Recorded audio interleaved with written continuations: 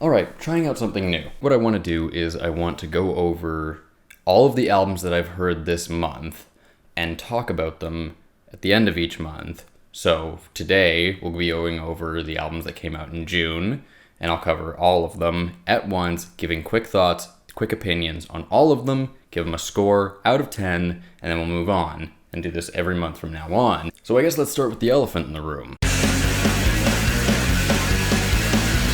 I like this one quite a bit. It took me a while to get used to it because I think this one combines a few of the styles that we heard on RTJ 2 and RTJ 3, and it puts it into this one comfortable niche, so they don't sound like they're experimenting anymore. They sound like they've found the sound that they want to use, and they're just moving forward with it, and I like that. My biggest gripe with the album, though, is probably the end track, where they build this gigantic, towering achievement of a rap track over these symphonic strings, and then they destroy it by having this stupid cowboy outro. I think it's completely unfitting, and it should have at least been a separate track so I can enjoy the For the Firing Squad track without the cowboy outro. Otherwise, I love it though. This one's an easy 8.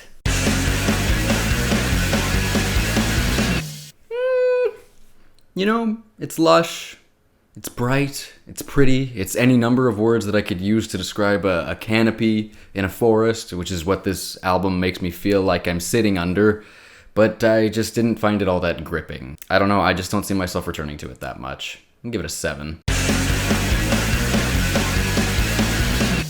I don't know, man. I just don't think that they're growing on me. It sounds like I'm in a tornado and there's like jazz piano just hitting me from the side every now and then. I appreciate the lyrics, but not much else about the music. So if I had to give this one a score, I'd give it a 6 because I think the lyrical skill is really there. I just don't enjoy the music otherwise.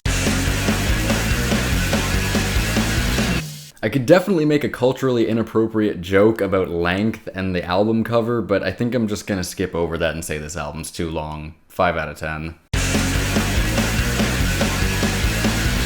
You know, I really enjoyed this, but I don't see myself returning to it. I think if I was at a music festival and I saw that this was one of the sets, I would go see it. But otherwise, I don't really know. Everything really works in terms of the music. There's a really ethereal sound to this. I don't know. I think you gotta listen to it as a whole album, and I don't know if I'm willing to commit to it for that. I think this one's a 7. This one was really, really, really, really weird. As if the album cover isn't an indication enough, this record is freakish, haunting, distorted, and a little disturbing at times. Otherwise, it's pretty poppy and fun. I think it's like a 7. I mean, I guess I see the appeal in a really heavy kick drum, but for 35 minutes? The composition's fine. The production is top notch. It's super crisp and clear, but just not doing anything for me. It's like a 6. Nah. 4.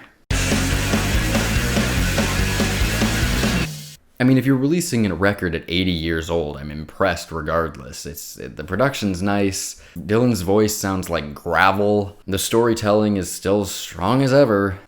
Why would I listen to this when you have significantly better material from nearly 60 years ago? I can't find a reason, can you? 7?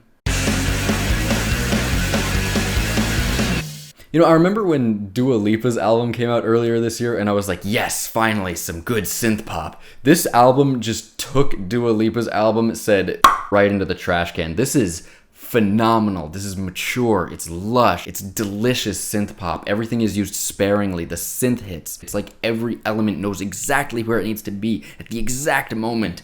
Easy 9. This is beautiful. When you go from making something like Zen or Mutant to making borderline pop music, I'm obviously going to find it jarring. I guess I just don't see this as living up to the potential. I still think KLK goes super hard, but just not as crazy as I want it to be. I'm sorry, Arca, this one's a 5 in my books.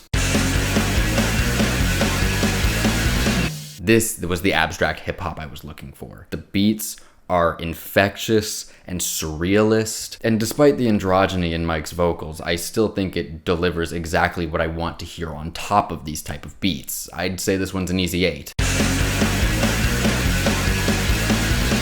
Now, I only know about this album because Pitchfork put this in their best new music section. This is an album that was recorded over the prison phone lines. While I think this album is a feat, it's just such a slog. I'm impressed, but at the same time, I just don't think that the spectacle warrants anything more than the praise for the spectacle, not the album. This one's like a 3, maybe a 4 if you're feeling generous. And that's gonna be the first installment of the monthly album roundup. Now, the one thing I want to say before I end this video is that I'm considering doing a monthly masterpiece series, if you will, where about halfway through each month, around the 15th of every month, I'll take some time to look in depth at an album that I love that I think needs a little more attention, and that gives me a chance to talk more frequently about music instead of just once a month.